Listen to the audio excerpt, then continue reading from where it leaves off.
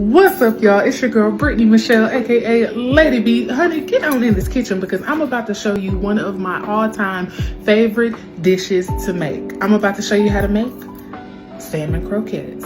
Come on, honey.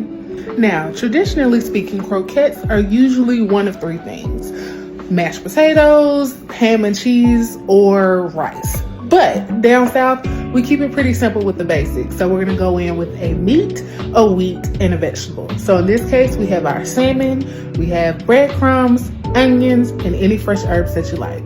Let's get into it.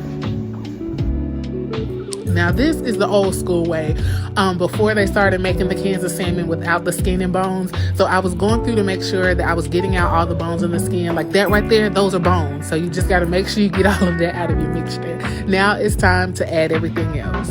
We have a half onion diced, and then we're going to go in with a few tablespoons of parsley, some black pepper, Old Bay, oregano, and then you're going to mix it up a little bit. And now we're going to go in with our binder. Now some people like to use egg, but I actually didn't have any, so I used mayo instead because mayo has eggs in it. Now once you get to this consistency, you know that it'll all hold together. But once I gave it a little taste, I felt like it was missing something, so I went in with some garlic powder and some smoked paprika. Give it a good mix, and now you need to form your salmon croquettes.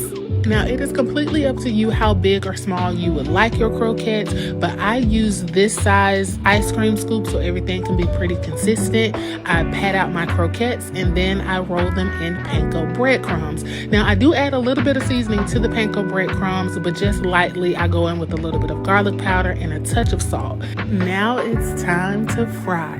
Now this is the key to salmon croquettes. They are not a deep fry type of situation. You want to do a very shallow fry, so just a touch of oil, let them start to brown, and while they're browning, you're going to do like I'm doing and swirl that hot oil around until everything gets nice and brown on both sides. Drain on a paper towel and get ready to eat. Try it this week and let me know what you think. Until next time, it's your girl, Lady B.